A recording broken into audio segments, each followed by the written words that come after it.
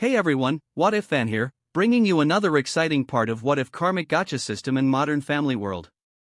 You can find the fanfic title and the original author's name on my Patreon page. Make sure to check it out and show them some love. If you enjoy the video, don't forget to like, subscribe, and ring that notification bell so you never miss an upload. Also check out my Patreon channel for early releases of all the series, where you can find all the series released one day ahead of YouTube. Alright, let's jump into it. Chapter 221, Matter of the Heart. Edward POV. A helicopter ambulance came to the mansion and swiftly carried out an old man to get some help in the hospital. He had fallen unconscious while clutching his heart, and it triggered the emergency procedures in the estate. Can any of you tell me what happened? Why did James have a heart attack? Eve Saltzman's secretary, a middle-aged and charismatic lawyer dressed in a brown suit, with a full head of hair, turned to us witnesses to get the answer. Denise, Taylor, and I shook our heads together. We don't know, Denise said with a shrug. He opened the door, and that's it, she added. Did he happen to encounter anything that could have caused a shock or distress when he opened the door? The secretary asked again with ignorance in his expression. Panic seized Taylor, causing her words to stumble out in a frenzy. Nothing. We were doing nothing. Absolutely nothing, she exclaimed, her anxiety palpable. I cast a disapproving glance her way while slightly shaking my head. I believe what Taylor was trying to express is that we have no knowledge of anything that might have triggered such a severe reaction in his heart. Moreover, he's stable now. I've checked on him, and it seems to be a fainting episode. He'll be back on his feet soon, I said, calmly dismissing the man's concerns. The secretary finally nodded and then said, All right. I believe you, Ed. Why only Edward? I've answered you too, Denise asked with apprehension.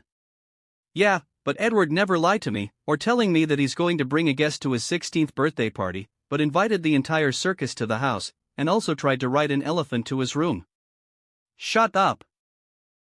Denise cupped the secretary's mouth in panic before she glared at the both of us. You two have heard nothing, understand? No. I heard everything. And I want to know more about the elephant, I said mischievously. Denise looked at me in disbelief, her expression a mix of astonishment and exasperation. The secretary left the estate a few minutes later and we could finally breathe in relief after he was gone. Vader the black cat jumped into my arms as I walked to the kitchen with the girls to get something to eat after our strenuous exercise. While we were eating, Max suddenly rushed into the kitchen, face full of worries. What's going on with James? Why is he in the hospital? And where is the hospital they brought him to? I keep asking and none of the people here can answer me. We were doing nothing when he found us, Denise replied with a touch of disdain on her face. However, her mistake soon cost her. Huh? Max caught the panicky gazes of the two girls immediately. Her lips curled into a teasing smile and she said while raising her eyebrows up and down, So? Did he catch you guys doing it or something? Who's doing it with who? I grabbed some fries while Denise and Taylor tried to cover up. Taylor said, what? No one is doing it with anyone. The three of us are just talking in the room. Yeah, and all of our clothes were on, Denise added while I facepalmed myself. That's a weird detail to put in there. Wait, all three? EDDD. You dog! Max exclaimed proudly as she punched my bicep. I laughed and said to the duo, Why are you guys so nervous about it? You guys were the ones, Moani. Denise and Taylor cupped my mouth together while Max laughed. Max then asked, So, when the three of you are together, James walked in? That's why he's in the hospital? He must have seen something very shocking.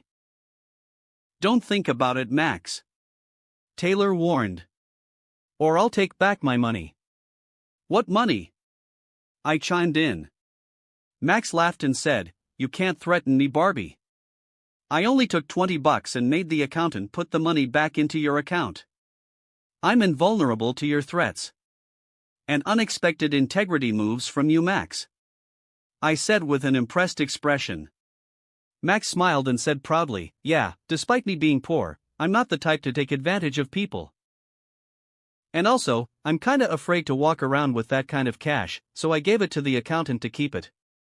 He was mistaken because when he asked me, I said it's Taylor's money instead of money from Taylor. Before I knew it, he had already given the money back to her. But I digress.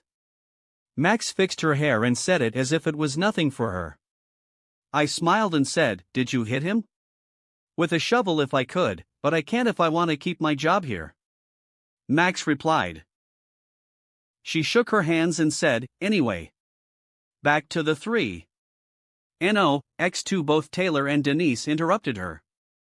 "Calm down, whores. Why are you still acting like you guys were innocent little girls? Innocent little girls wouldn't make James have a heart attack," Max said without a filter. "So what is it? Was Taylor standing, and both of you were down there?" Max asked. "More like, all of us were down there," I replied as I knew that Max wouldn't let the matter go. Max gasped as both of the girls blushed and hid their faces. Max asked, "On the sides, in a circle? How else would we do it?" I shrugged casually, causing me to get beaten up by both Denise and Taylor. Max laughed and said, "How are they? Can we not talk about this? Like, ever?" Taylor exclaimed and pulled me away from Max. An hour later, James returned to the house, having regained consciousness but with no memory of the events leading up to his fainting spell. In his mind, Denise remained the innocent young girl whom he had nurtured and cared for since she was a baby. For him, she's definitely not a sex deviant who doesn't discriminate between genders. But that was my personal opinion. Who knows if he had already known about it before, but had never witnessed it in person. It was almost 2 a.m. Taylor and I decided to go on a night drive together as she wanted to escape being in the mansion and Max's snorting and snickering every time she saw her. I drove one of the cars in storage, something that had caught my eyes the moment I saw the collection of luxurious cars there, a black, sleek Audi R8. "Why are you stealing my jacket?" I asked Taylor as I saw she was wearing my brown vintage leather jacket as she adorned a casual style of white shirt and jeans. "Hey, I made your wish come true today. One jacket is cheap enough for the cost already." Standing next to the passenger side of the car, she added, "Aren't you going to open the door for me?" Smiling, I responded, "No, there's no need for me to do that." With a press of a button, both seats automatically slide upward, welcoming us into the luxurious vehicle. Taylor scoffed, teasingly jabbing at me once more. "Now that you've gotten what you wanted, you don't feel the need to be a gentleman anymore?" Innovation and science embody the true essence of being a gentleman. It's not just about being chivalrous to others, but also to the world itself. Take, for instance, the invention of the automatic door opener. A gentleman's ingenuity and contribution in creating such a device immortalize him in the act of opening doors for others. No one else could beat him in the world anymore. He's top of his game. I couldn't even try. He would win every time. "You're so full of bull," Taylor said before she burst out laughing. I pressed the pedal and drove through almost half a mile before finally getting out of the gate. "There's a waterfall nearby, a 10-minute hike." "I don't like hiking," Taylor interjected before I could finish inviting her. "Oh, I need to ask you about something." "What is it?" She turned towards me and placed her hands on my arms before saying, "So, I've been talking to Selena, and she said that Miley Cyrus is making a Hannah Montana movie. The director there wants me to act in it." "Singing a song, right? Because dear, you can't act." "Shut up." "I can." She scowled before sitting straight again. I laughed and said, "I'm just kidding. You're good. Not great yet, as you have a certain awkwardness when you're facing the camera that prevents you from seeming natural, but for a cameo, it's good enough." She rolled her eyes and said, "Can't you just say that I'm great? I can become a great actress one day? What's with the passive-aggressive comment?" I chuckled and said, "I was being honest. Do you want me to lie to you? 'Cause if I did, and you go on to try out to become an actress yourself, it's only going to hurt you, not me. Ugh. Fine. I don't want to be an actress anyway, she said with a sulk. Oh, that's too bad though. I was thinking of casting you in my new movie. She suddenly turned again in excitement and grabbed my arms. What kind of movie? A movie about a group of Disney girls who went bad. They robbed a laundromat to get some money to spend on cocaine and booze on their spring break, but got entangled in some gangster mess. It ends up with two of them having pool threesomes with the rapper and killing everyone before running away with the money. Taylor scrunched her face in confusion and disbelief. What the hell is even that? It's like you're trying to explain the movie badly. I burst into laughter and said, I was. She giggled and pretended to be angry. Wait. You didn't want to cast me, just for the pool scenes, right? Well, you auditioned for it just now. No. Don't, I'm driving. I had to stop her as she was trying to grab my arm and bite it. Stop. No, you stop, she said angrily. She fixed her hair while exclaiming, ugh, and pulled her face away from me as she pouted. All right. I was wrong, I said after she wasn't responding to me calling her names for a while. She reluctantly turned her head towards me before pulling it away again. Damn it. I mumbled underneath my breath as I focused back on the streets. What did you say? She asked me angrily as she felt that I was cursing her. Oh, not you, there's a cop's barricade in front, I said while gawking at the crime scene in front of me.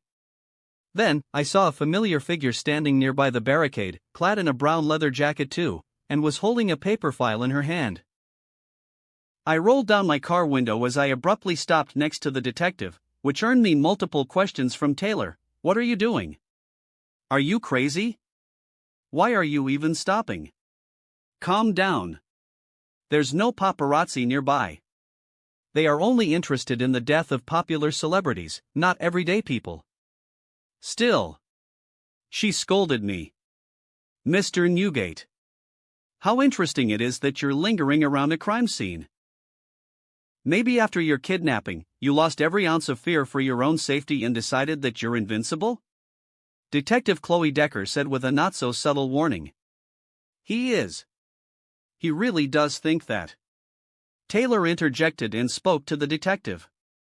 I don't think that, I said, defending my honor. Oh hi. Taylor S. Right? My daughter is a huge fan of yours. Ah. Told her I said hi. Taylor replied. What happened here, detective? I asked. It's official police business, Newgate. Detective Deckard said, obviously trying not to spill anything about the incident. Oh, by the way, did you guys see any suspicious people around here? I chuckled and said, Detective.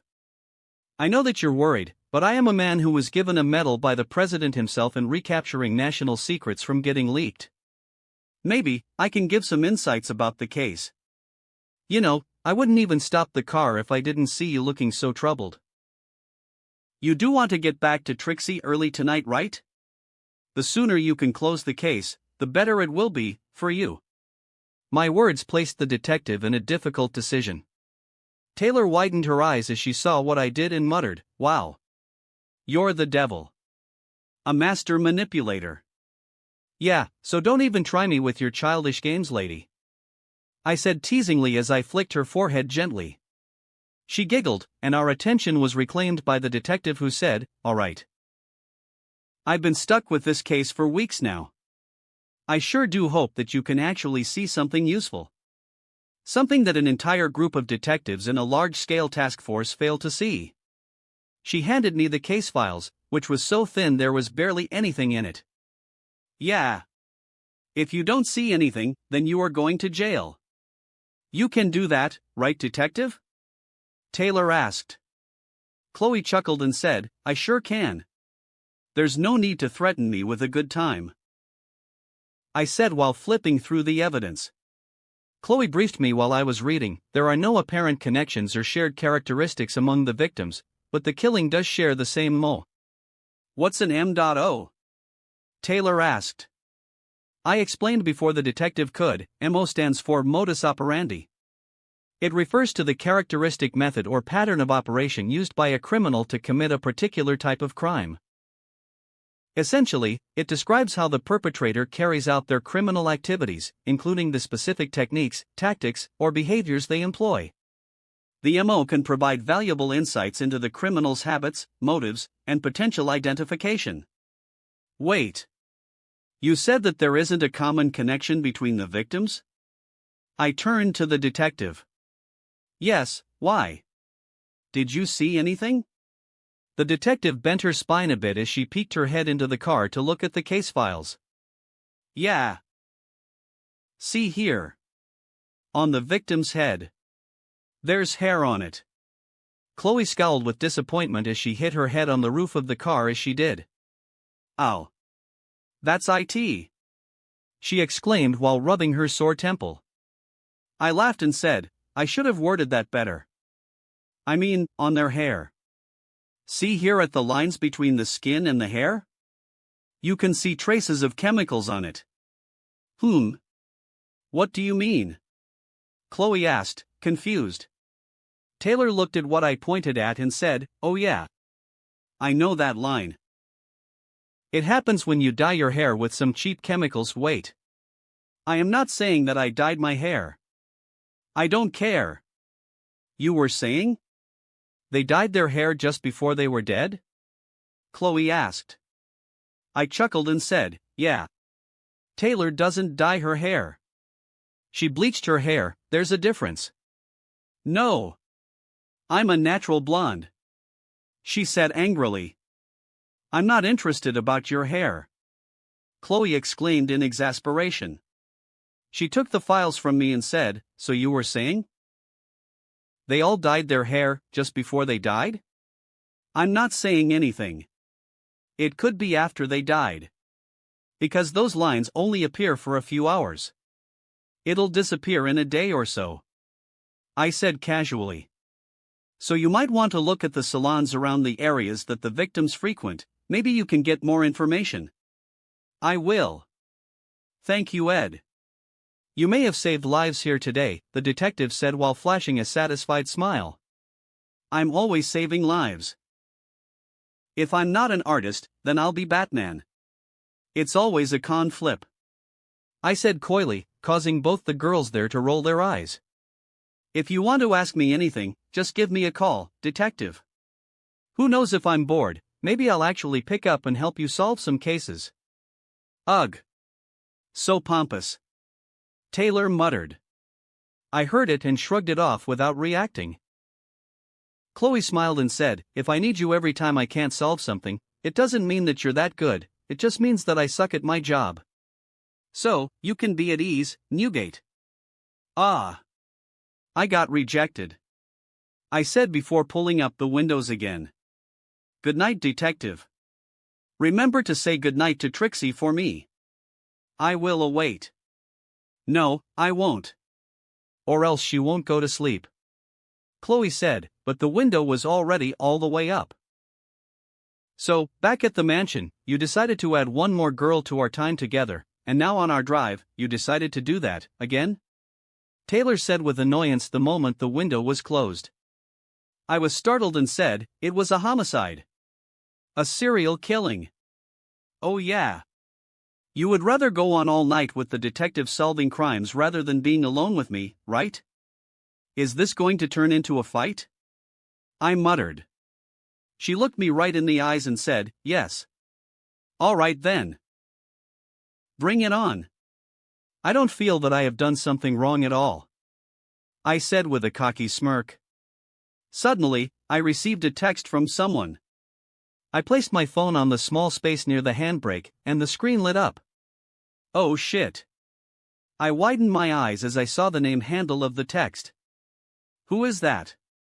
Another girl that you want to, Taylor said and grabbed the phone the second she heard it chimed. She froze for a bit and then turned to look at me. Her eyes almost became bloodshot and she gritted her teeth as she said, You're still texting Abby? Your ex-girlfriend, Abby?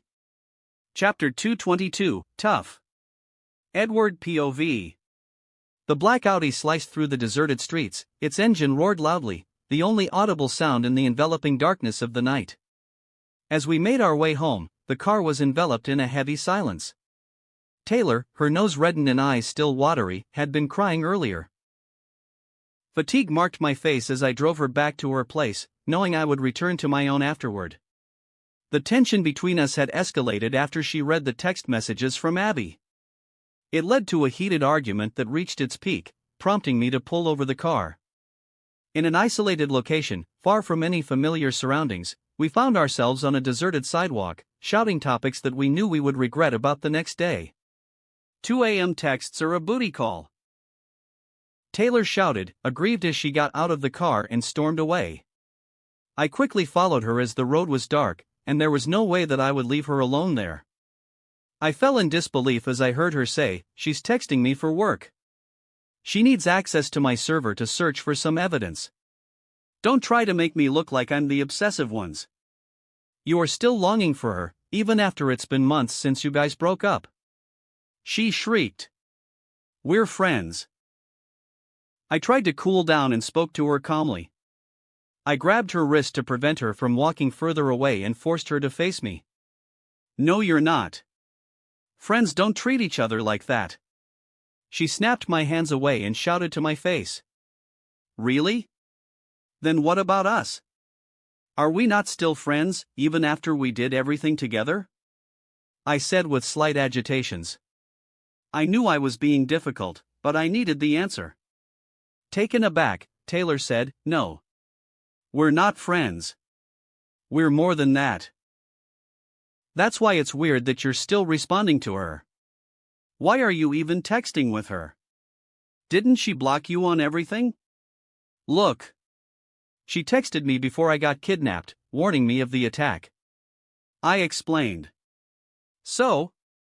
Say thanks and then block her again," she demanded. Feeling a little irked, I replied annoyedly, "Why? You can't decide who I can and cannot be friends with. If you love me, then you should do that anyway." She raised her voice. "Really? You want to talk to me about love? Even when you're the one who keeps rejecting the notion of us being together," I said venomously. "See? You're a master of finding ways to make it all about you again. I'm the one who's hurt here," she said defensively.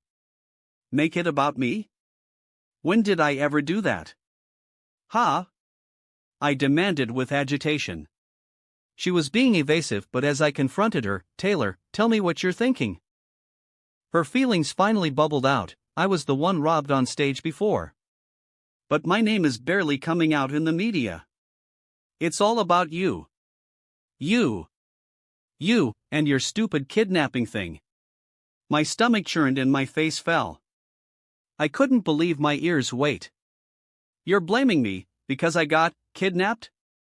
Startled by her own choice of words and my reactions, Taylor burst into tears and she stammered while gripping at my shirt, "No, I don't mean it like that.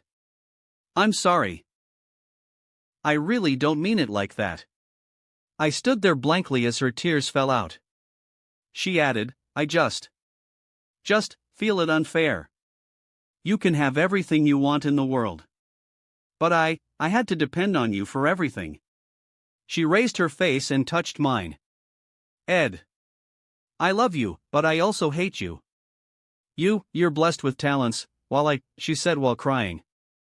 Feeling of déjà vu hits me. Memories of my mother telling me I was blessed and completely denying me of my hard work before she left completely bubbled up. "Ed?" she asked as she calmed down a bit, but her eyes were still teary. I asked stoically, repressing my emotions. "How long did you have these feelings? Is that why you were being so overcompensating today?" Her chin quivered as she looked down and nodded. I sighed and slowly removed her hand clutching my shirt. Startled and nervous, Taylor reacted panicky, "I'm sorry." "No. You don't need to apologize. In fact, I'm the one who should apologize to you," I said, making her burst into tears again. With a stressed-out crying face, she said shakily, "Are you breaking up with me?" General POV. As the first rays of sunlight pierced the horizon, Ted returned from his overnight cruise trip and made his way back to the mansion. Upon entering the house, he noticed the staff members approaching him with restless expressions, immediately sensing that something was amiss. Concern etched across his face, Ted asked, "What is it?" The staff members guided him towards the indoor pool area, urging him to enter alone. Stepping into the pool area, Ted's eyes widened with worry as he beheld Edward floating motionless in the water. Edward hadn't even bothered to remove his clothes before entering the pool. His vacant gaze was fixated on the ceiling, and he remained completely still. It had been nearly 2 hours since Edward assumed his motionless position, causing deep concern among the staff members. Ted observed his son closely, letting out a sigh before taking off his shoes and settling down at the pool's edge, dipping his feet into the warm water. "Ed," he called out to his son. Edward responded flatly, "Oh, you're back. How are you feeling?" Ted inquired, hoping to elicit a response. Edward closed his eyes, relaxing his body without answering his father's question. Concerned in seeking answers, Ted pressed further, "What happened?" Edward replied with a nonchalant tone, "Nothing much," still keeping his eyes shut. Ted's intuition led him to ask, "Did something happen with Taylor?" He knew that Taylor was expected to visit the mansion, but her absence made him suspect that she might be somehow involved in the scene unfolding before him. Edward remained silent, his facial expressions fluctuating. Ted, recognizing the need for patience, asked again, "Did you guys break up? Remember, you can always talk to me about things." There was a pause, the sounds of birds chirping filling the pool area as both father and son remained silent. Ted respected Edward's space, allowing him to gather his thoughts and speak when ready. Finally, Edward broke the silence, uttering, "We didn't break up." "But..." Ted didn't interrupt and let Edward finish his sentence on his own. Edward continued, "We won't be with each other anymore. We can't really break up when we never even started." Ted thought for a while before he asked, "What happened between you two?" Edward opened his eyes slightly, his gaze turned conflicted. After a few seconds, he muttered, "Our relationship is problematic from the start. She has reservations, and we don't really click well." "I see." Ted listened with understanding. "Is that why you're floating around like a dead body on the water?" "Yes." Edward replied, his blank expressions unchanged. Ted asked again, "Or is there something else bothering you?" Edward hesitated for a bit, and took a deep breath before saying, "I don't know, she said similar things to Mom, right before she left." Ted's face twitched and he turned serious. Edward continued, "There's already 2 people who can't stand to be with me. Sometimes, I wonder if there is someone out there that can really accept me." "You will find someone," Ted said with a slight chuckle. He looked at the ceiling as he reminisced about the past. "It's going to be hard, but you will find someone who will accept you and love you for who you are." Big talk coming from the man who just started a new relationship in his 40s, Edward snarked with a flat tone. Ted chuckled and replied, "Yeah, it is big talk. But it's what I believe in." Finally turning to face his father, Edward's wet hair hung in front of his eyes. "Even after all that happened to you?" he questioned, his voice heavy with emotion.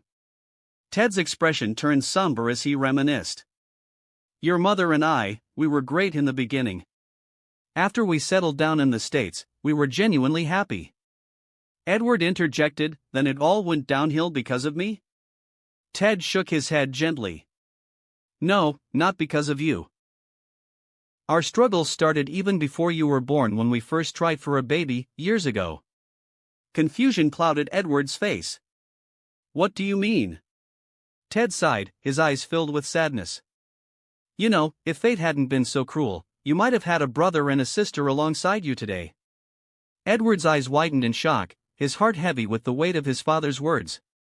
Ted looked at his son and continued, "At first, we were overjoyed when Miranda found out she was pregnant.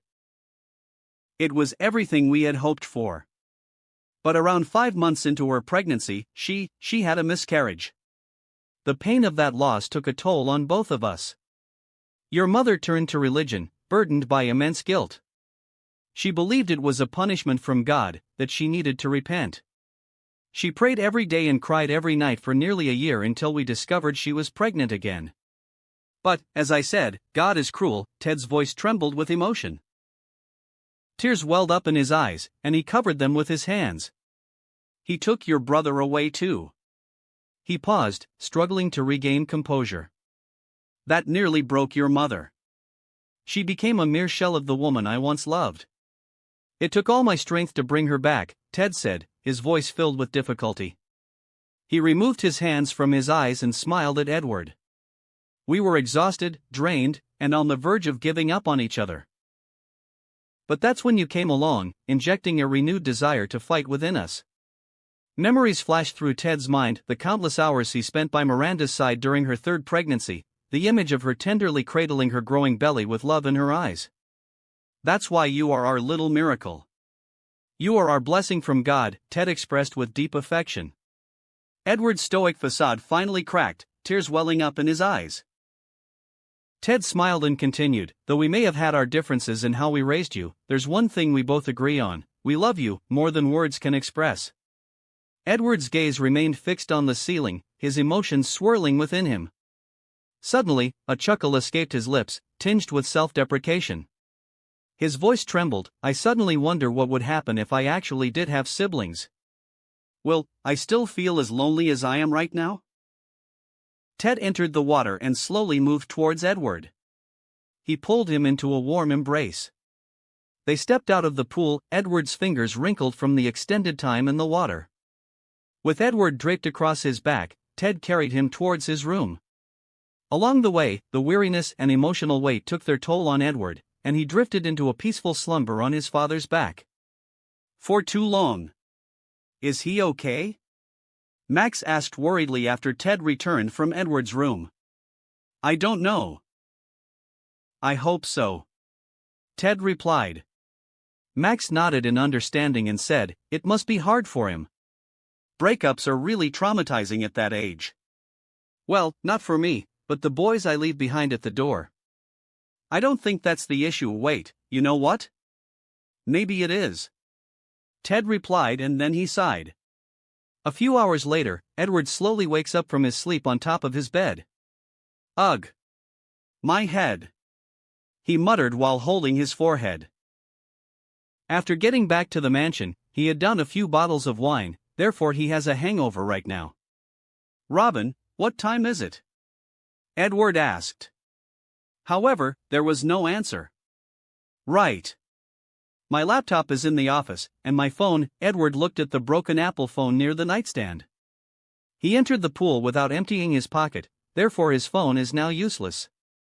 Feeling tired, Edward laid back on the bed with his hands sprawled out. Then, he thought out loud, I still need to finish the design for the comms tower, and I also need to make sure she's okay. Taylor's out of the state tour was starting today, and she would leave soon. Therefore he wanted to make sure she was okay. Edward slowly gets out of the bed, and his legs suddenly pressed the synthesizer board on the floor, producing a loud sound. Oh, right. I went crazy last night, he muttered with a wry smile, acknowledging his own reckless behavior. In his mind, Edward believed he had gone slightly overboard.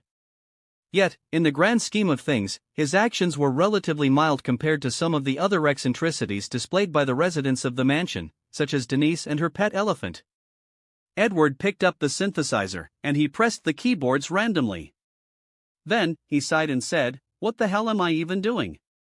As he continued pressing the keyboard, it suddenly turned into a melody. Edward relaxed himself as he let the music possess him, and he started playing a song. Save Myself, Ed Sheeran.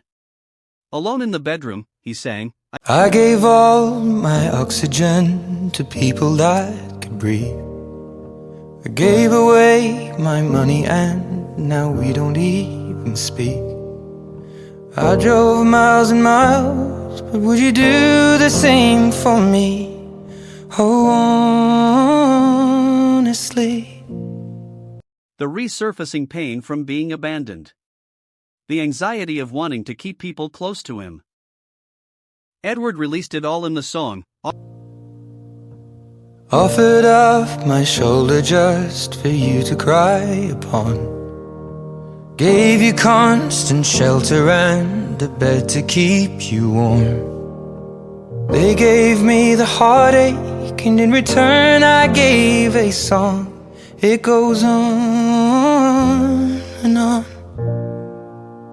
His voice was heart-wrenching to those who heard it. Max and Ted, who wanted to check up on him, suddenly heard the song and stopped themselves from opening the door to listen. Edward crooned, Life can get you down, so I just numb the way it feels.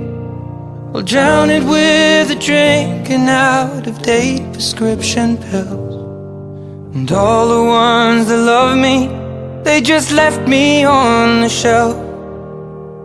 No farewell.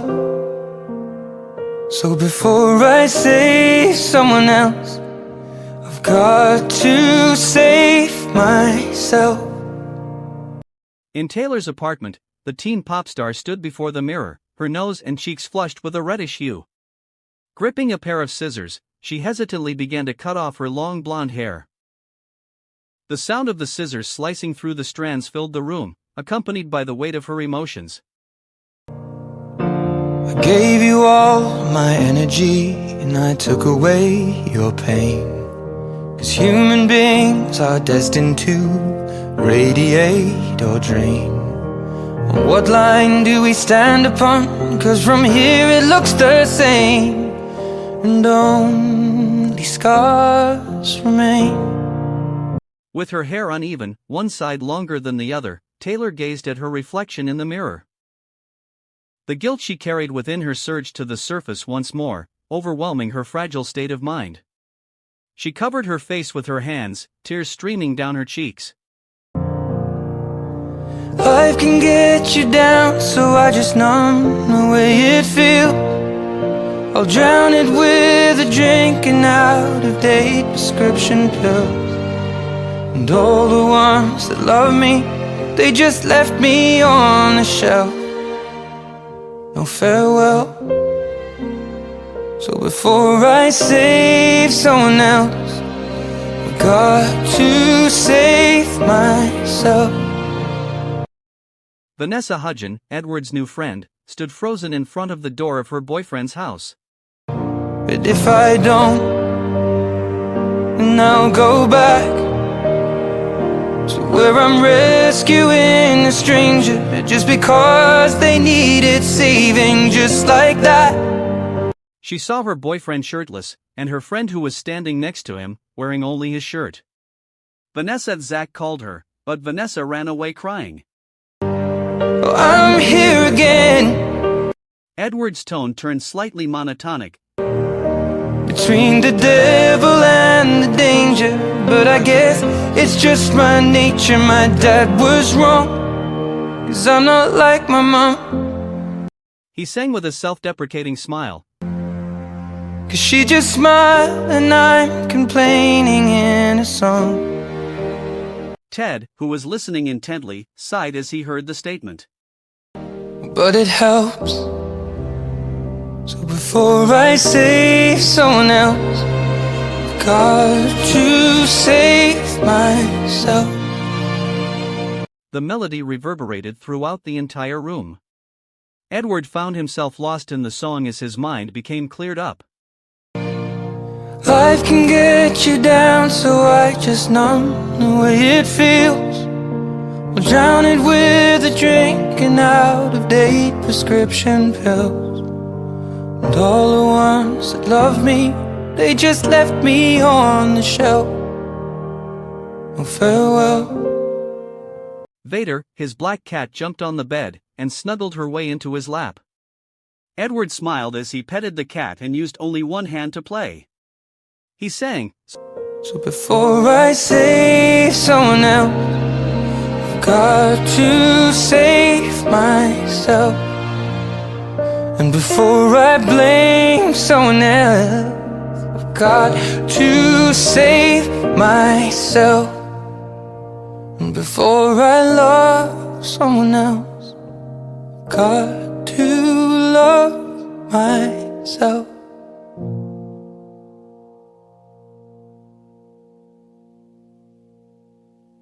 As the melody faded, Vader meowed and licked Edward's hand. Edward smiled and petted the cat before putting the synthesizer away. He then stood up, carrying the cat, and went on to change his clothes. I guess I need a fresh start, Edward muttered as he looked into the mirror. He held a few strands of his long hair, and maybe a haircut too. Chapter 223, Halloween Week. Edward's POV. The Dunphys' house. He's here. He's here, I exclaimed with excitement as I checked the front door. With a beige shirt and brown pants, I was wearing a clean-cut wolf-cut hairstyle. My hair was neatly trimmed to a length that reached slightly above the nape of my neck. Enid was going crazy every time she saw my hair, which means I need to cut my hair soon. Seeing Phil, Haley, Alex, and Luke stepping out of the car, I hurried to the kitchen where Claire was waiting. Quick, hide with the camera, Claire instructed, pointing towards the living room. I followed her guidance swiftly, concealing myself from view. Honey, I'm home. We had to go to over 5 stores, but we finally found the spooky webs you wanted, Phil announced enthusiastically as he entered the kitchen, with Luke trailing behind. Alex and Haley headed to their rooms first, much to my disappointment. Claire continued to slice the meat on the cutting board, her movements deliberate and slow. She didn't respond to Phil's statement, her face partially obscured by her blonde hair, adding an eerie touch to the scene. Honey? Mom? Luke and Phil called out, their voices tinged with concern. Phil placed a hand on Claire's shoulder. Are you mad? Oh my God. What the hell is that? On the left side of Claire's face, there appeared to be decaying flesh. I hit the switch to make the lights flicker. Maggots wriggled out from her exposed cheek tendon, and her eye, devoid of skin, greeted Phil cheerfully. No, honey. I've been expecting you to come home soon. Ah.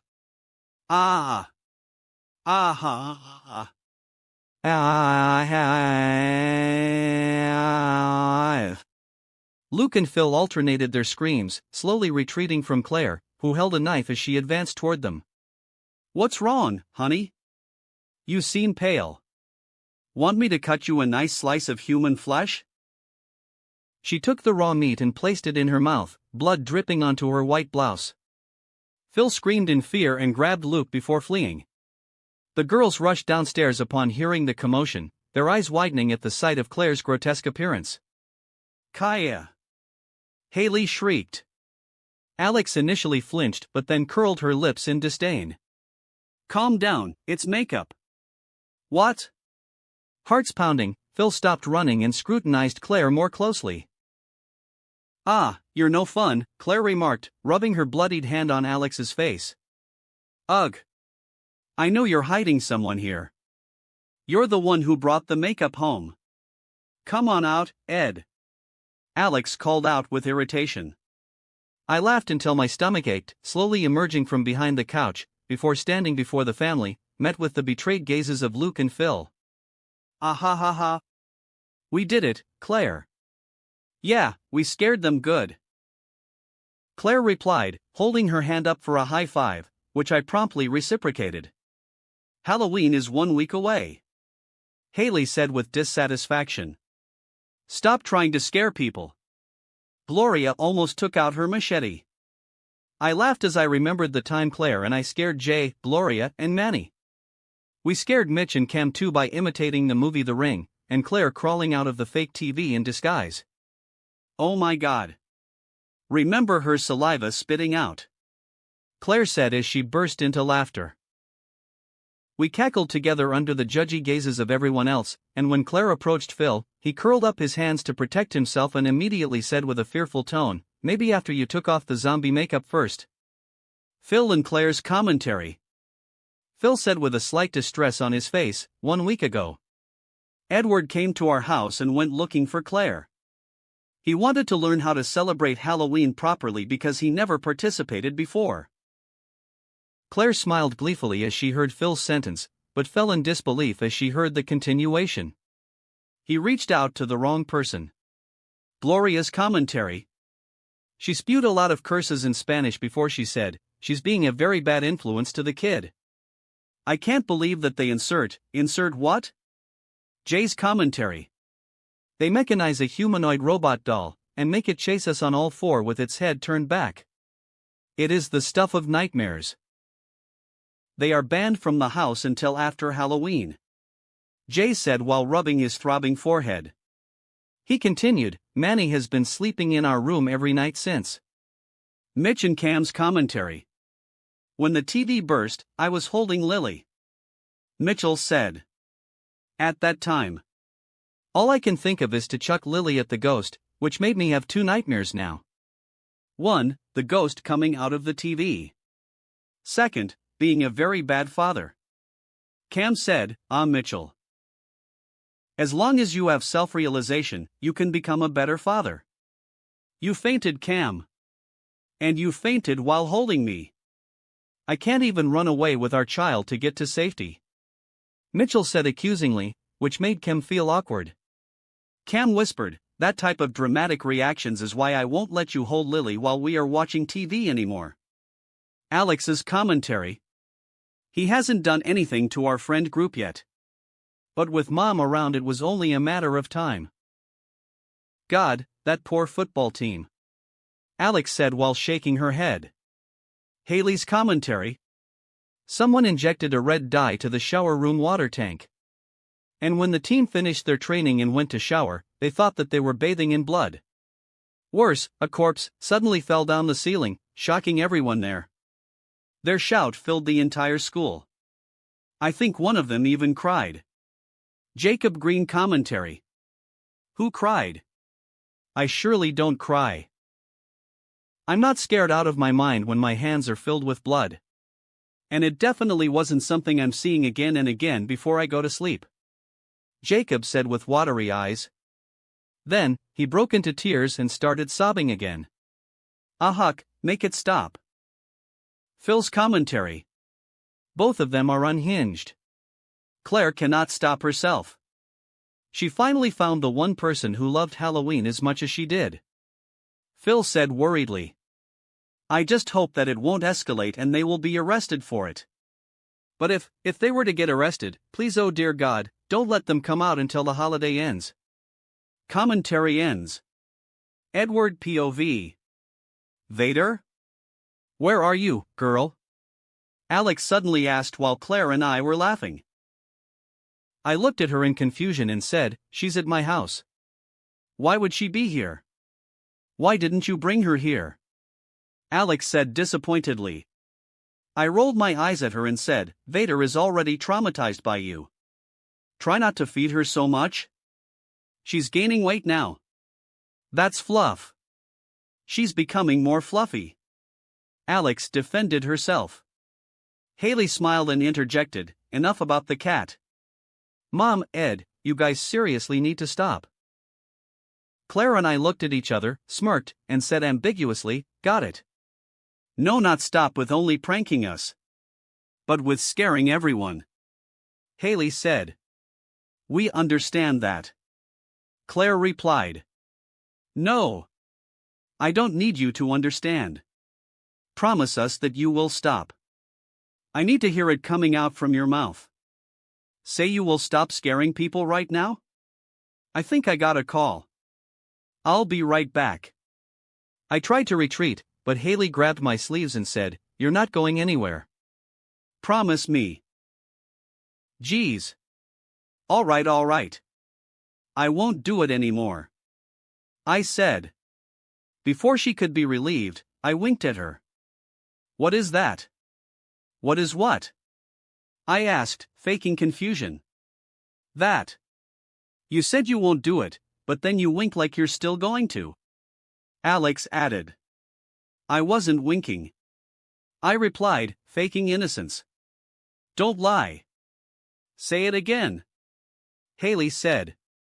Hey, I said it once, I said as I retreated a few steps. But you winked, Haley shouted in annoyance. No, I didn't wink, I replied. Vader is calling my name. I need to go home now. Vader is a cat. She can't call your name, Alex said with annoyance. Claire. It went pretty great. So, we're still on for tomorrow? I asked for afar before I could get out of the backyard door. Yeah, we're still on for tomorrow. Claire replied back. Stop it, both of you. For the love of God. Stop. Luke shouted with emotions. Claire and Edward's commentary. We are actually done. Claire said with a sly smirk. But they didn't know that. I said with the same mischievous smile.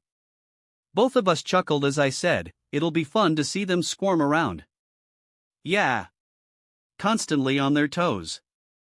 Thinking about the bad things that can happen to them every time they go somewhere or when they cannot see us. Claire added. Edward nodded with respect to her plans and said, it is a pretty devious plan. I am looking forward to seeing it. Commentary ends. 2 weeks had passed since the breakup, and although my house was no longer swarmed by paparazzi and fans, they hadn't completely left me alone. As I walked towards my house, I noticed several of my dedicated fans waving at me. Among them were the milder paparazzi, the ones who didn't bother people too much. Hi, you guys. It's getting cold outside. Make sure to wear a jacket or a sweater, I said to the girls sitting on the pavement before I went over to my house. Over time, I had adapted to the constant attention, and having fans around also had its advantages. Since the incident where the paparazzi had lunged at me while I was recovering at the warehouse I was kidnapped to, my fans had started shielding me from the paparazzi, obstructing their attempts to capture photographs of me. Moreover, I had taken measures to further disrupt the paparazzi's efforts. I began wearing hyper-reflective clothing, such as scarves or jackets, whenever I ventured outside. This strategy effectively ruined the paparazzi's pictures of me, as the intense reflections made it nearly impossible for them to capture usable images. Many of them eventually gave up when they realized they couldn't make any money with blurry or distorted photos of me. These tactics, combined with the support of my loyal fans, created a sense of protection and allowed me some respite from the constant invasion of privacy. A lot of celebrities had reached out to me in efforts to get the clothes for themselves. Right now, I was contemplating releasing my own clothing line, but had to postpone it because of my plans with Claire. Not that we didn't want to get our pictures taken, but we wanted to keep some events private and intimate. Like getting dinner with your family, or going to the museum. Ah. Don't forget to check my live session tomorrow. I said to the fans. They squealed and cheered as they heard my words. As I entered the house, my dad, who was sitting on the couch, automatically raised his hands to guard. What? What are you doing now? Entering the house? I said with a sly smile. As one of the victims, my dad was also traumatized by the pranks. Every time I made a sudden moves around him, he would flinch and guard himself. Nothing? No items in your hands? You won't try to taser me and bring me to Mexico? He asked warily. I rolled my eyes and said, I'm not doing any of that. Should we get Mexican food tonight? And let you plant eyeballs and worms into my burritos? No thank you. I'll pick the food. My dad said before running to his room. As he climbed the stairs, I snickered. He stopped instantly and asked, What? Did you do something in my room now? Should I not enter my room? What did you do to my room? I didn't do anything. I said with a shrug. Then, I winked at him. He gasped and whispered, You're a monster. He turned his direction and rushed outside of the house instead. But he left his car behind. I guess he thinks that I had cut the brakes or something. I shrugged while shaking my head and then walked to my lab. The technology of the drone had been sold to the military for a sum of $10 million, although it could have potentially fetched a higher price. However, I had made certain modifications to the technology before finalizing the deal. When the military realized that it was essentially basic drone technology, they were somewhat disappointed. However, they were unable to cancel the deal since they had been the ones insisting on acquiring it in the first place. The light refraction technology didn't really interest them after they knew how it works.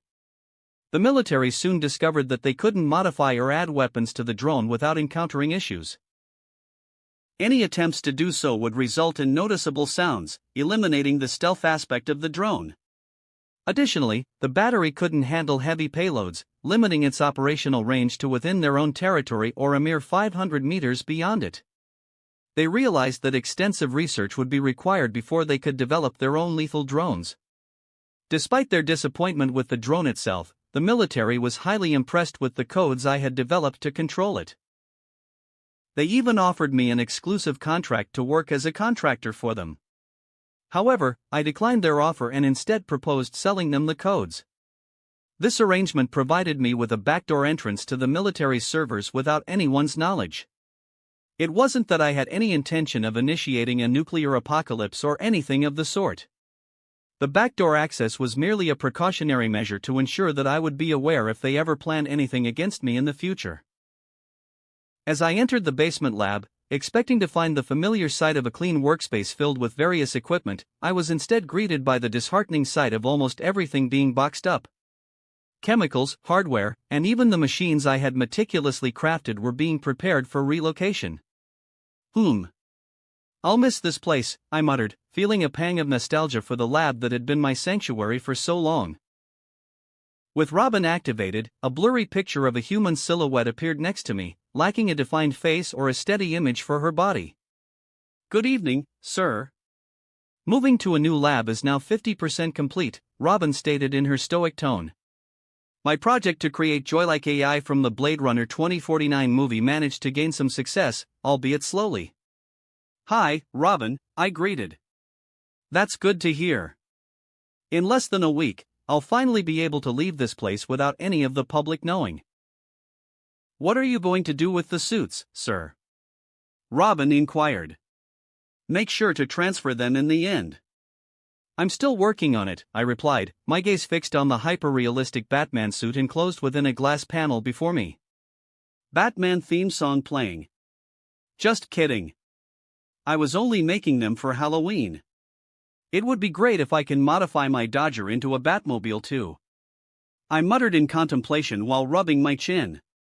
"Robin, they are coming soon, right?" I asked the AI. Robin replied, "Yes. Dr. Hofstadter is coming here." "You said they. Did you guess that he wouldn't be coming alone?" "Yeah, I'm sure. That annoying theoretical physicist has never learned about boundaries growing up." I replied nonchalantly. "Wait. Maybe I have no boundaries too?" I had a random thought. General POV. In the Entertain Company building, Max was lazing around on the couch when Harvey and Pepper entered the CEO's office, startling her. "Oh hey. Hi," Max said while being startled.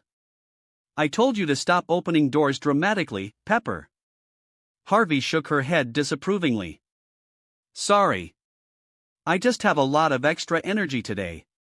Pepper squealed in excitement. "If you have energy, you should go meet Ed," Harvey said. Pepper's face turned serious and he scolded, "And let him scare me too? I might have a heart attack and die.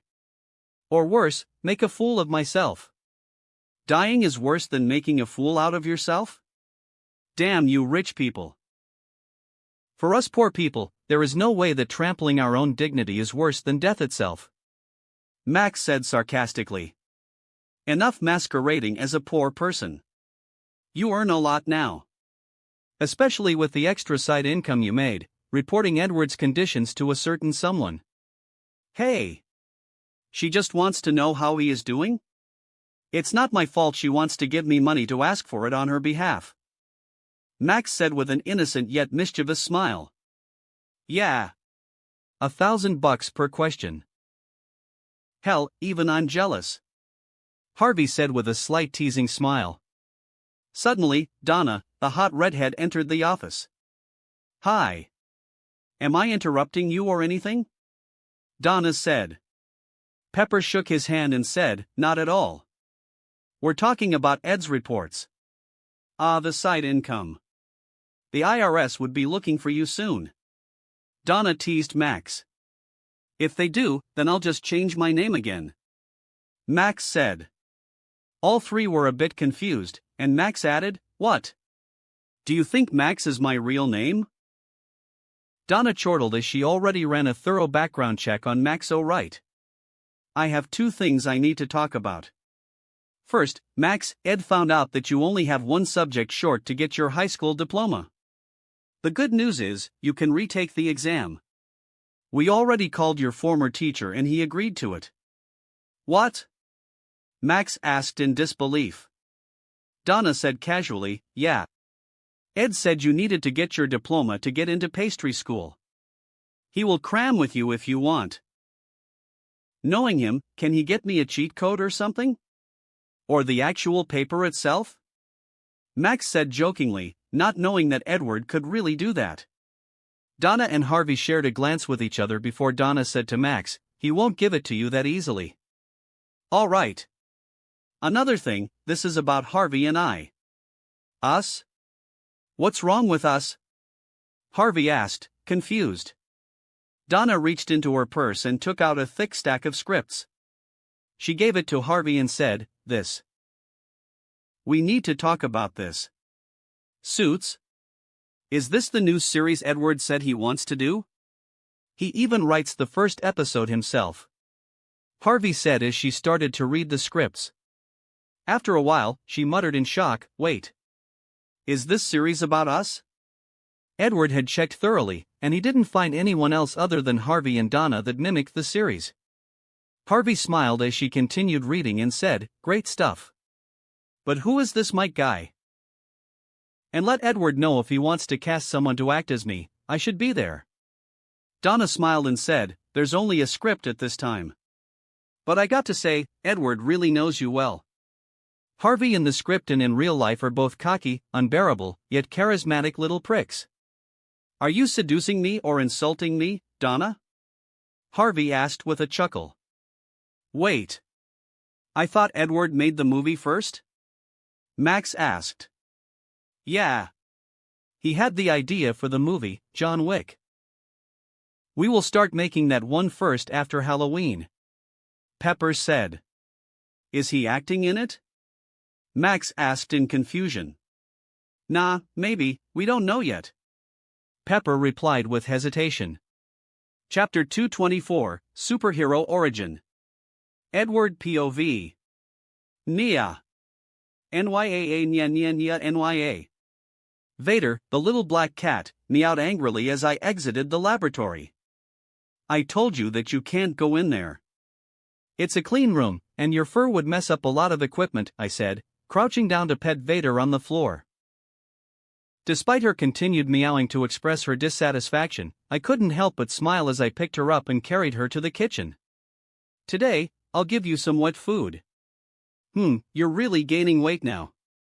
Alex just can't resist feeding you, even though she's allergic to cats, I muttered, causing Vader to swat my cheek in protest at my comment about her body weight. Placing a serving of food in her pitch-black food bowl, Vader eagerly devoured it while I watched her with an affectionate expression.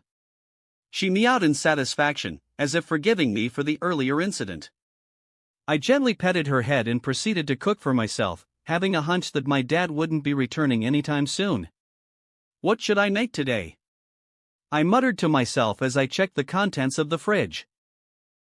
Yeah, Vader responded, with a few specks of food clinging to the fur around her mouth. Right. I have chicken. Let's make chicken parmesan, I decided, taking out the chicken and the homemade marinara sauce from the fridge. After coating the chicken in batter and frying it until golden brown, I poured a little marinara sauce into the bottom of a 9 by 13-inch baking dish. I added the browned chicken to the pan and spooned some more marinara sauce over the chicken, followed by a generous sprinkle of mozzarella and Parmesan cheeses. I preheated the oven to 450 degrees Fahrenheit and baked the dish for 10 to 15 minutes, or until the cheese was melted and bubbly, and the chicken was cooked through. Once done, I garnished it with freshly chopped basil.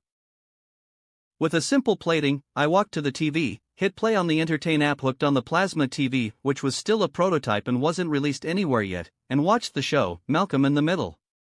10 minutes later, Leonard and Sheldon finally arrived. They rang the doorbell, and I put down my empty plate at the coffee table before walking towards the door. Robin had automatically paused the story for me, therefore I wasn't missing anything. "Hey Leonard. Come on in," I said cheerfully after I opened the door. Leonard fidgeted and said, "I know you said come alone, but you still brought Sheldon with you." "Well, I kinda expected this to happen, so come on in to C3PO. I'm Dr. Sheldon Cooper." "Not C3PO," Sheldon said while entering the house with his roommate. Leonard was visibly uncomfortable because of Sheldon's rude behavior and he apologized, "I'm sorry." I did get in the car alone, but he was hiding in the back seat underneath some blankets. I only realized he was here when I got to your neighborhood. "Don't worry about it." I dismissed his concerns. "See Leonard. He's okay with it," Sheldon said smugly. "No, don't get me wrong. I'm okay with Leonard having no idea about it. I'm not that okay with you coming here unannounced. I will tattle to your mother about it later tonight." "You're still in contact with my mother?" Sheldon asked, exasperated. I smirked and said, "Yeah. Sometimes she would tell me the funniest story." Leonard grinned and asked, "Oh, what kind of stories?" He turned to Sheldon, and was happy to see his friend being in distress. "I'll tell you about it later." I whispered to Leonard, but made it audible for Sheldon to hear. "Come on. It's in the basement." I led the way. Leonard and Sheldon were in awe when they saw me entering the codes to the basement lab. "You have a laboratory under your house?" Leonard asked with disbelief and excitement. "For now. There's nothing yet in the new house," I replied casually as I took a stack of research paper from the table and handed it to Leonard. "I only made one copy, so you guys need to share, guys?" They were frozen in their spot, and didn't react to me handing the papers to them. I looked in the direction they were looking to find out why and saw my Batman suit there. "Ah. It's amazing, right? I made that for Halloween. It still isn't finished yet." The two nerds, Leonard and Sheldon, were mesmerized by the costume modeled after Batman's tactical suit from the yet-to-be-released BVS movie. Leonard's eyes were fixated on the costume behind the glass display, and he couldn't contain his excitement. "Look at those muscle lines and the intricacy of it," he exclaimed. "The intimidation factor of the costume, the gadgets on the arm, and oh, look at that tactical belt," Leonard continued. "Ed, are you trying to be Batman?" Sheldon snorted dismissively. "How can he be Batman? Not everyone can be Batman." "Oh, I can totally be Batman," I corrected Sheldon, who seemed restless upon hearing my statement. It was as if he couldn't accept the idea. "Pfft, I'm joking. I'm not a billionaire or the world's greatest detective yet. I haven't learned anything from martial arts mentors, nor do I have an Alfred." "But you do have a Robin, sir," Robin chimed in, her voice projecting but not her physical presence. "What was that?" Leonard asked in shock. "My AI," I casually replied. Sheldon grew angry and exclaimed, "Your AI? You say it like it's the most normal thing in the world. Not everyone can have their own artificial intelligence, let alone create one." "Oh, you can't do that? I thought since you claim to be smarter than anyone else, you could do the same thing." "But I guess it's a baseless claim after all," I retorted. Sheldon froze, while Leonard burst into laughter. "All right, dial it back, or he will cry," Leonard said, trying to diffuse the tension. "I won't cry," Sheldon corrected his roommate. He looked me straight in the eye and declared, "If I learn about it, I'm sure I can create it on my own." "I mean, you created it, so how hard can it be?" I scoffed and replied, "Sure, try it." "Oh, Leonard, please don't play with that." Leonard was messing around with the spiked gauntlet prototype I had left on the table.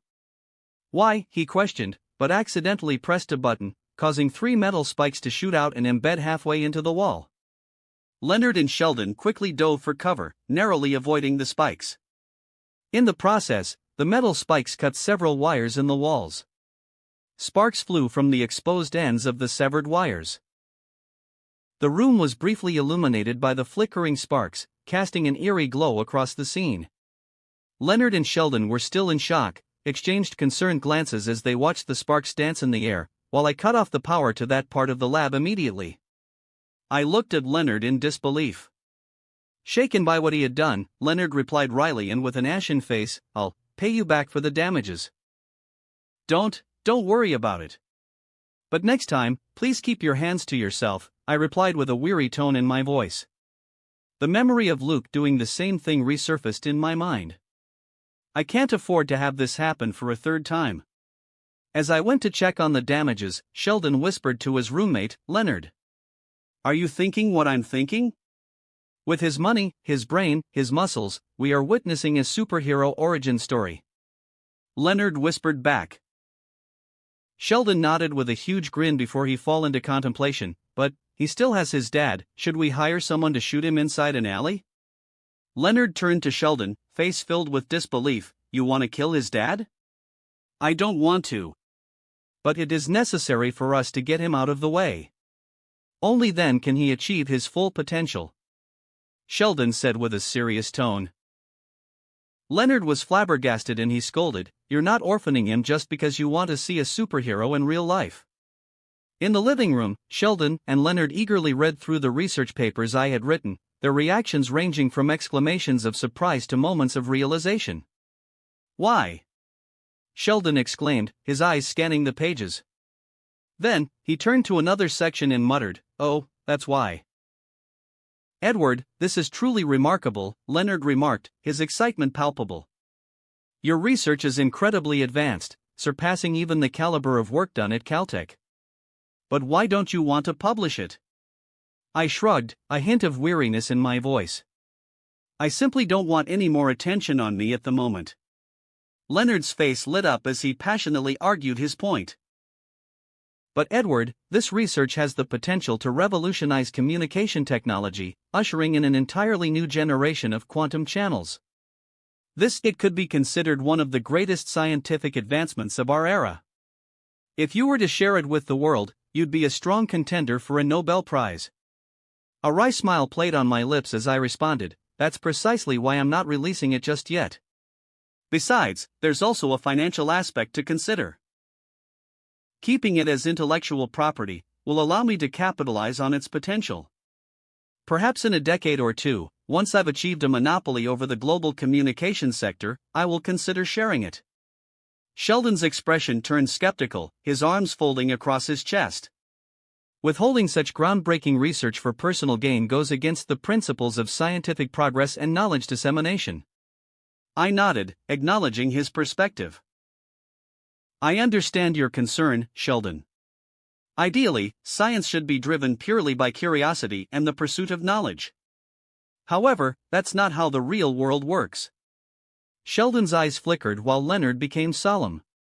"The real world often introduces practical and political considerations. Monetizing the research can provide me safety for the time being. Besides, I have no obligation to share my research with the world," I continued, my tone firm. "I'm not bound by contracts with major academic institutions. I've done all of this on my own. Why shouldn't I be able to profit from my own invention?" Leonard countered, his voice filled with conviction. "It's not as if you can't make money from it after you publish it." I raised an eyebrow, looking at him incredulously. "Really, Leonard? I'm just a normal kid." "Pfft, normal," Sheldon interjected with a jealous scoff. I shot him a glare before continuing, "I'm just a normal kid trying to make a breakthrough in an industry that is dominated by giants. Consider this, if I release the paper, my competitors will see it and quickly build their own towers. They already have a larger database due to years of experience. So, why would people switch to my service if their current provider offers the same thing?" Sheldon nodded in agreement and replied with a defeated tone, "The market dynamics are complex. It's not simply a matter of introducing a new technology.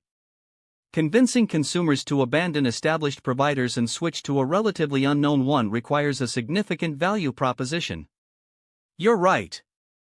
Your company will become an obscure one if you release it. But, you're pretty famous. Can't that be a factor for them to change their decisions?" Leonard asked, still not giving up. I shook my head and said, precisely that. I am pretty famous. But, it's in the music industry. I have no voice yet in the scientific community. So that's why you called me here today? Leonard asked. Yes. I won't publish about the quantum channels, but I can publish about the quantum vortices and other byproducts. You know, slowly build my name and credibility in the community. Vader jumped on my lap at this time while hissing at the two guests. Leonard was startled, but Sheldon didn't react much. Vader. We're not fighting, I said as I placated the kitten. Vader eyed the duo warily, but I continued rubbing her chin. She purred in contentment instead. You named her Vader? Sheldon asked in astonishment. I smiled and said, yup. That's the only name she'll accept. Oh, I was being rude. Do you guys want a drink while you read? I also have chicken piccata if you haven't had dinner yet. We are famished, Sheldon said. But, I don't know if I want to eat chicken piccata. Saturday night is Chinese food night. I don't want to eat Italian on a Chinese food night. Sheldon whined. I'll take a plate. Leonard agreed without reservations. While Leonard was eating, I asked while slowly stroking Vader's fur, "Oh right, Leonard. Have you and Penny kissed yet?" Leonard coughed his food out, and hurriedly grabbed the water bottle I had prepared for him.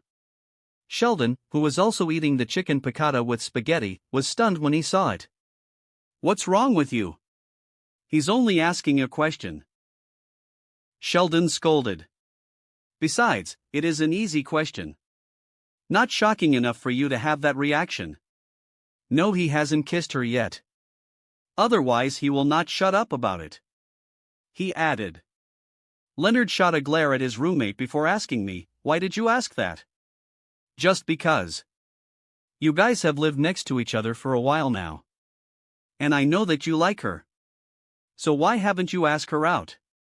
He did. Penny said she didn't see him as a potential mate. Sheldon replied. Sheldon.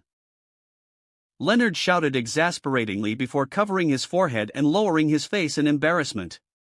Oh, too bad, I said with a pitiful expression. You know my company is going to start making movies, right? Leonard and Sheldon nodded at the same time. I continued, so Leonard, you don't have a lot of time left. I'll let her audition, and because she has a great relationship with me, she can be easily casted. If that happens, she'll move away from next door, I guarantee it. Leonard gasped and exclaimed, no. After sending the depressed scientist and the annoying theoretical physicist away, I continued watching the show Malcolm in the Middle before I suddenly received a phone call. Wait. Hudgens? Why is she calling me? I looked at the caller ID before picking up the call. What type of person will I be when I smoke blunt with Vanessa Hudgens? Mellow. Mellow? Vanessa asked, her voice slurring. Who is this? I was confused. You called me. Huh? I don't get it, she said, then she cut off the call. I was puzzled as I heard the dial tone. Then, I asked Robin, why the hell did she even call me? Robin said, I'll find out. No. It's a rhetorical question. I said. My dad returned home at the time, bringing some Mexican food with him. Wait.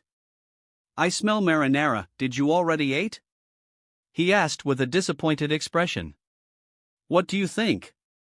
It's been 2.5 hours since you ran away. I replied with annoyance. He placed down the bags of food and asked, did you keep one for me? In the oven. I replied casually. But then, I saw him still standing there. What's wrong with you now? I asked with irritation. Can you get it for me? He asked pitifully. I didn't do anything to it, I exclaimed, annoyance evident in my voice. Suddenly, Robin chimed in, Sir, I found Mrs. Hudgens, and I believe intervention is necessary. Despite not explicitly telling her to stop, she continued gathering information. Huh? I responded, confused by Robin's sudden remark. I'm not going to intervene. I'm not particularly close to her, so her situation doesn't outweigh the effort it would take for me to go out of my way and help her. Let her handle it herself, I explained with frustration as I plopped down on the sofa, crossing my arms in front of me. Just then, my dad returned with a plate of food and overheard our conversation. He asked, "Help who?" "Handle what?" Robin swiftly provided an explanation, "Mrs. Hudgen is currently intoxicated at a party. She's being surrounded by a few gangsters with past criminal records, and I believe she is in a dangerous situation." My dad's expression turned concerned, and before he could say anything, I had a change of heart upon hearing about Vanessa's predicament for the second time. Damn it! I promised myself not to get into this type of shit again. "Robin, give me her location." My dad smiled softly and said, "I'll go with you." After pausing and exchanging a nod with my dad, we quickly made our way to his sedan and drove towards the house party in West Hollywood.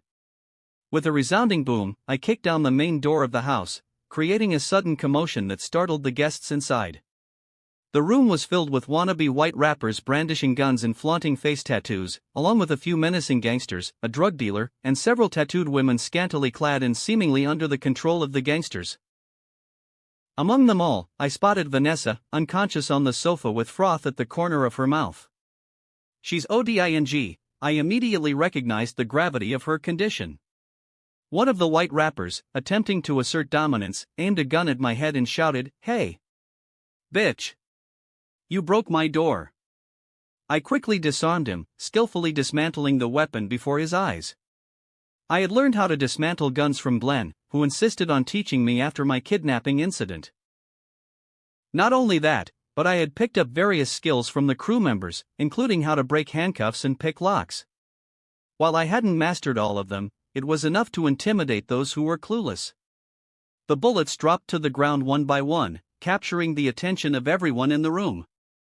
A black rapper, filled with hostility, menacingly asked, "Who's this motherfucker?"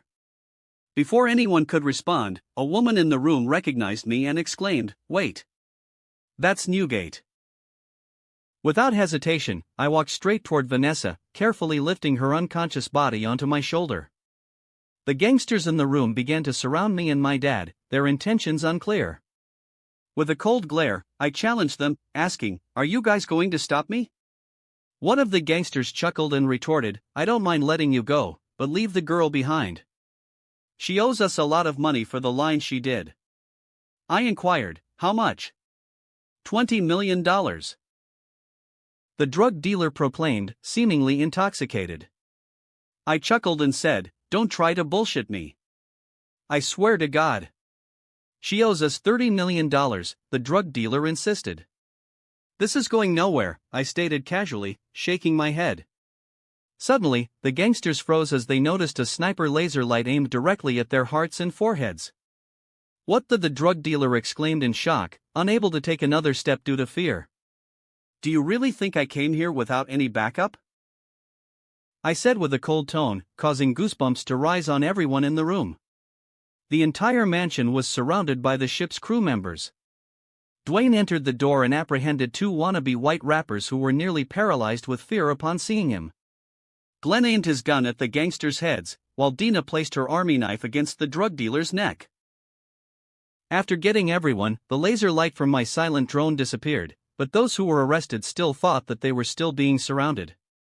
"Everyone, down on the floor right now, or else you'll die," my dad commanded with a chilling tone. "Ed, go." "She needs to go to the hospital," Dwayne instructed. "I know. Dad, let's go." We hurried into the car, and after I unceremoniously placed Vanessa in the back seat, I opened the hood and retrieved a stomach pump. "What's that?" my dad asked. "A stomach pump. I don't know how much time she has. It's better to purge everything now," I explained. Inside the car, my dad inquired hesitantly. I smirked at him as I inserted the pump into Vanessa's esophagus. "Dirty seats or a dead girl in your back seat? Which one do you choose?" I asked urgently. "Fine," he replied in resignation. The pump worked efficiently, and Vanessa began to vomit all over the backseat of the car. Splashes of fluids landed on my shirt and face.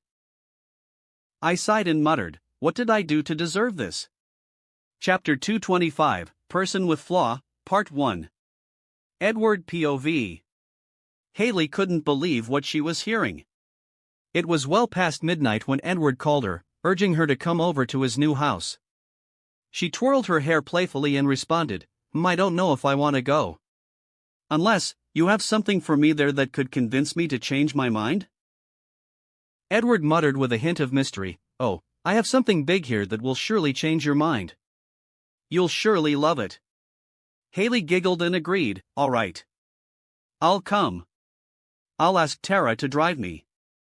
Edward tried to persuade her, saying, "Are you sure? I can ask my driver to come and get you. That way, Tara won't feel the need to stick around." Considering his offer, Haley nodded, "That's true. All right. I'll sneak out tonight."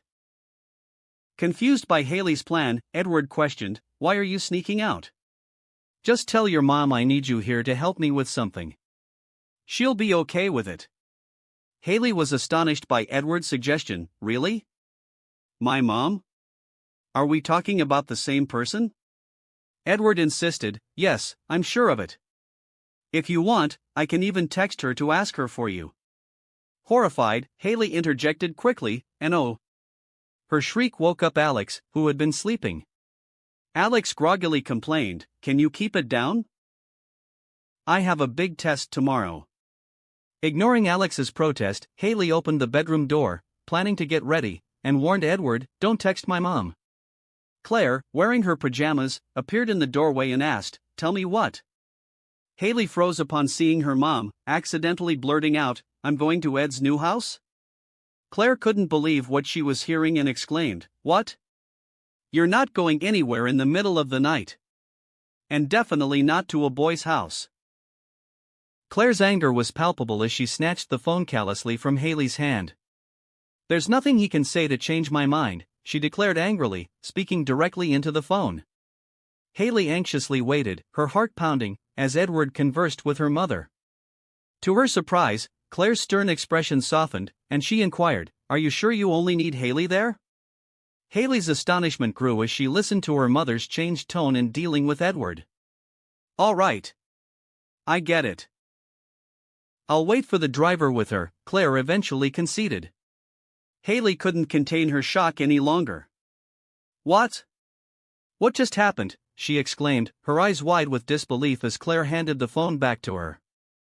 Haley hastily pressed it against her ear and demanded, "What did you say to my mother?"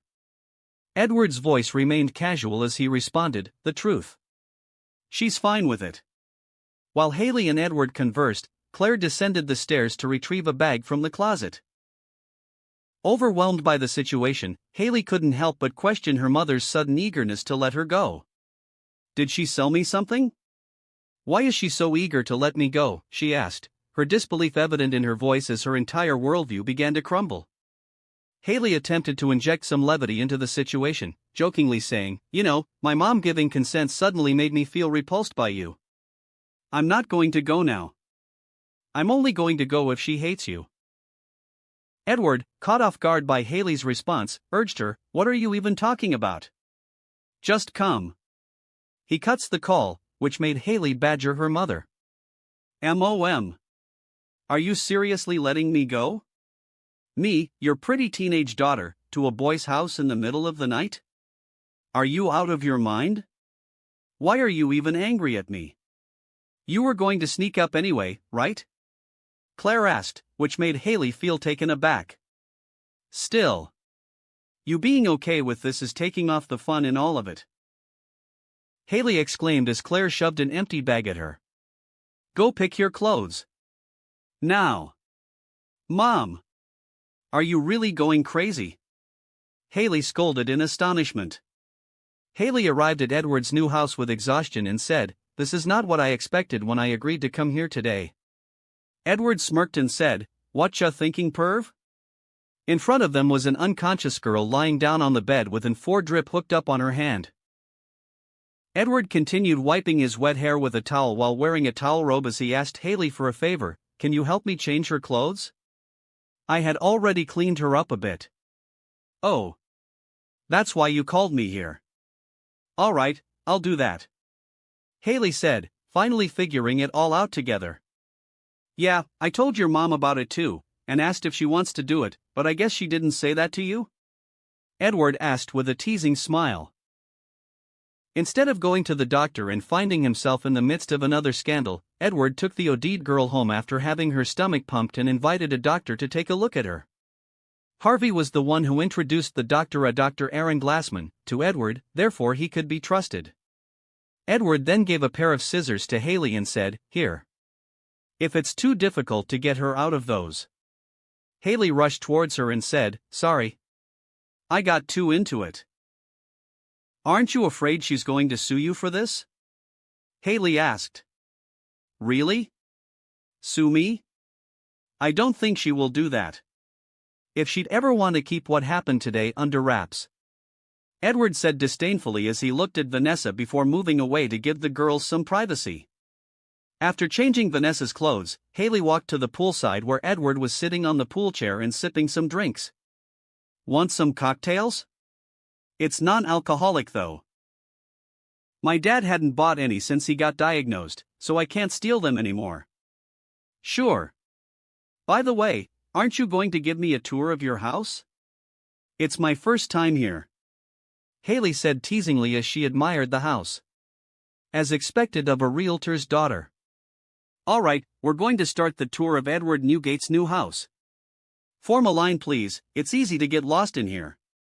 "I should know, I speak from experience." Haley giggled at Edward's lame joke and said, "Aye aye Captain." "Over here, we can see the pool. It's not much, but at the very least, it wasn't shaped like a male phallic system. It is the most important consideration for me is to not live in a house like that. By the way, you'd be surprised at how many houses your dad showed me that have pools that look like that." "How many?" Haley asked in curiosity. "5 in this area alone. And I only look at 6 houses here. The Richies here have an obsession with that shape, or maybe they were overcompensating. Anyway, I am glad now it only has an irregular shape." This 2-story architectural masterpiece boasts a modern design, offering breathtaking views of the ocean from its perch near a cliff. Mitchell's Boss House, the pool, positioned on the side of the house, provides a tranquil oasis for relaxation and overlooks the vast expanse of the shimmering water. As you approach the property, a circular driveway welcomes you. At the center of the driveway is a unique circular prop that can rotate cars on their own, so you don't have to worry about making a U-turn here by yourself. Or worse, reversing your car through the gate. Edward said with a shudder as he looked at Haley, "Remember that when you got your driver's license, if you're ever going to pass the test." "Hey! I won't fail again," Haley protested. She already failed to get her license one time.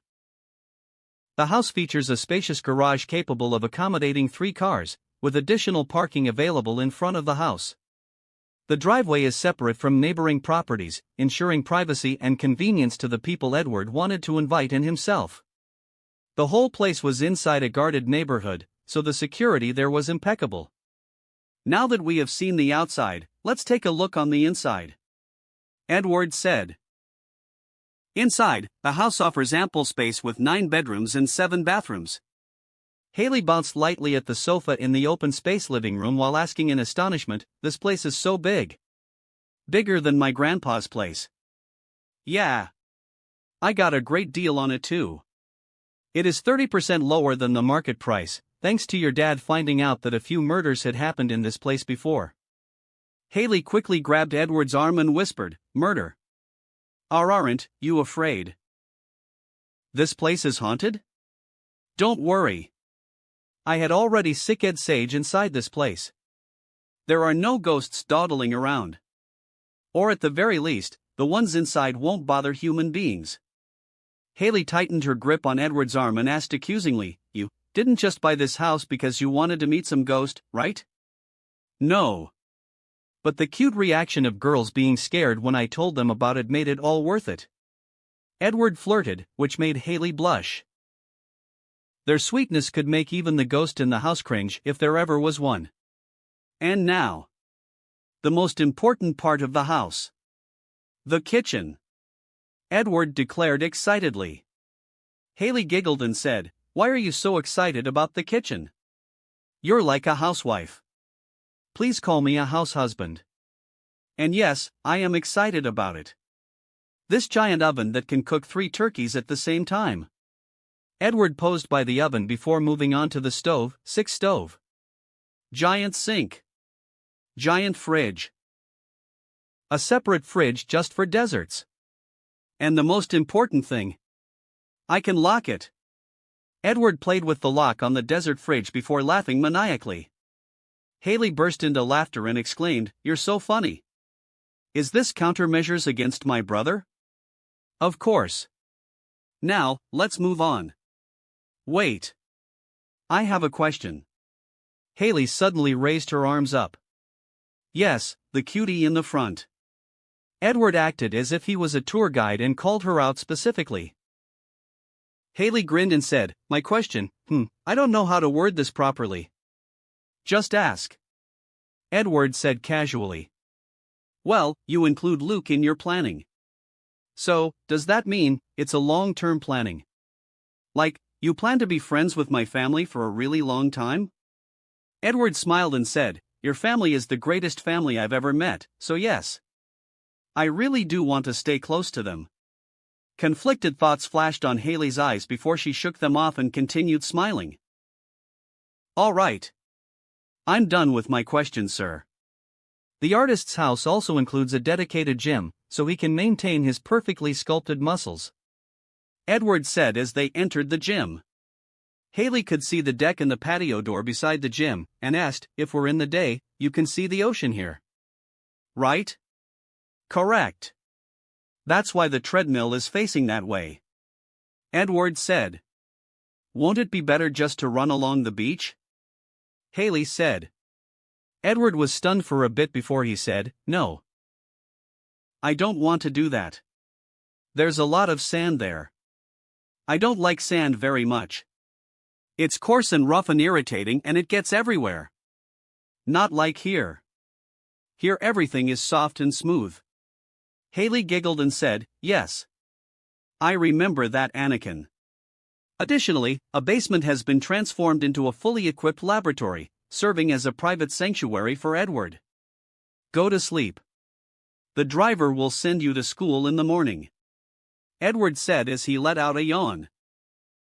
Haley was flabbergasted and asked, "You're not coming to school again? Would you ever?" "Maybe in the next few days. You know, after I confirmed that this thing with Vanessa didn't blow up," Edward replied. Haley suddenly patted Edward, who was a lot taller than she does, and said, "You poor boy. Hey, don't curse me. I'm still rich right now." Robin suddenly chimed in after being silent for a long time, "But your finances are in the red, sir. You have too many projects lined up." "OHI Robin." Haley greeted the AI cheerfully even though she couldn't see her. "I realized that, Robin. I am stopping now, aren't I?" Edward said with a defeated tone. "You're not really stopping." Robin exposed him, which made him flinch a bit. "By the way, sir, you told me to remind you when Mrs. Hudgen wakes up."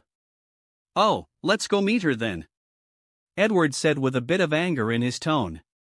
"Oh, this doesn't look good," Haley said as she quickly followed Edward from behind.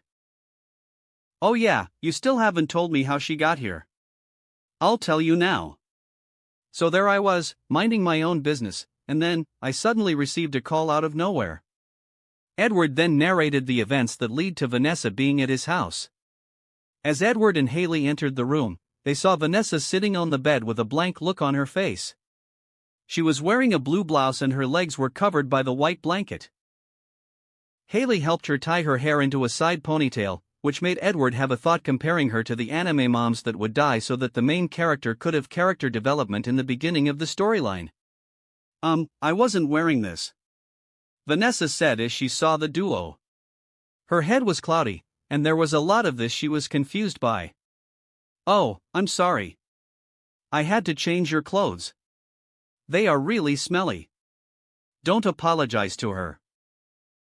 She deserved it from acting really stupid. Do you even remember what you were doing before this? Edward interrupted and asked scathingly. Huh? What was I doing? Vanessa mumbled in shock before everything finally came back to her. Her eyes darted around as she asked with a slow pace, wait. How am I, with you right now? You called me, all drunk and high. If I decided to ignore you, you might be at the mercy of those gangsters and drug dealers right now. Who knows, maybe they'll auction you off to the highest bidder, or grab a number to get a turn with you. That is, if you weren't dead already by then. Edward said mercilessly. Vanessa's memory slowly turned clear, and her already pale face turned ashen. So what? Why are you angry with me? I didn't even ask you to come save me. Vein popped on Edward's forehead as his anger rose. Haley saw it and said, oh, right. Edward. You should go to sleep. I'll take over for now. You did ask me to come to take care of her. Wait, you're going to? Edward almost rejected her offer before he realized, great. Then I don't have to bother. Ask her to call someone to pick her up. I'll go to sleep now. Edward walked away easily, leaving behind the two similar-looking girls alone in the room. What's with him? Why does he even interfere if he doesn't know anything? Vanessa said frustratingly with some anger. However, she couldn't raise her voice because her body was still weak. Haley looked at her with a stoic expression and asked, say, should he really know anything first before he comes by to get you out of there? What? Confused, Vanessa scrunched her face in disbelief, trying to comprehend Haley's statement. Haley smiled and walked towards her before helping her fix the pillow on her back, giving her support as she was sitting up on the bed. He knew you were in trouble, and he came by to help. You really don't remember what happened, don't you? I remember going to a party. My friend. Is she really your friend? Haley asked. Vanessa paused for a bit before saying, no. She's just some girl I know. I buy some weed from her once in a while. She told me about the party, how I can just do whatever I want. So I went there. Haley sat on the edge of the bed and said, and? Vanessa recollected her memories for a bit and said, then, we met some guys. I did a couple of things they gave me, and they started pushing me to do more. And, you called him by accident. Haley explained after Vanessa had a hard time trying to piece out how Edward factored into all of it. That's it? Vanessa was in disbelief. Yeah. That's it. I don't know what you said to him on the call, but he went there to save you after that. You have an overdose, and you could have died. So, he's mad at me because I put him in trouble? Vanessa asked guiltily. But to her surprise, Haley answered casually, oh, not at all. Those guys were all arrested, and Edward called the DEA there, so they won't bother you again. Oh. Then, why is he mad at me for? Vanessa asked, confused. Haley thought about it and said seriously, I think, he's mad at you because you. What? Vanessa asked with agitation as Haley paused for too long. You bother him on the nights he has a lot of work to do. Haley said, fully confident in her guess. Vanessa was stunned, and after a while, she looked at Haley seriously and said, that's it? He's surprisingly simple in that way. Haley said while nodding. Edward suddenly sneezed while lying down on his bed in his room. The girls continued their conversations. Haley asked, anyway, do you have someone to come pick you up? Vanessa gripped the blanket tightly and replied with a shaky voice, no, I don't have anyone to call. Not even your parents? Haley asked again while slowly stroking Vanessa's arm to comfort her. They are out of the country right now. Vanessa replied. Don't you have a boyfriend or something? Haley asked. Vanessa's eyes turned red and she burst into tears while hugging Haley. We broke up. He cheated on me. What? That bitch. Haley was shocked and both girls got into talking for a while. Mostly Vanessa was talking because she didn't have anyone else to talk to. Why? He cheated on you with your best friend? Haley asked in shock. Both of them are assholes. They talked for an entire night, and without Haley realizing it, the sun had already risen. Edward POV. As I was lying down with my eyes closed, I groaned and said, "Why me?" It was a lonely night today without Vader sleeping on the same bed. Although Haley was here, I was keeping my distance with her after Taylor and I were over. It wasn't that I was dumb and couldn't get Haley's hint.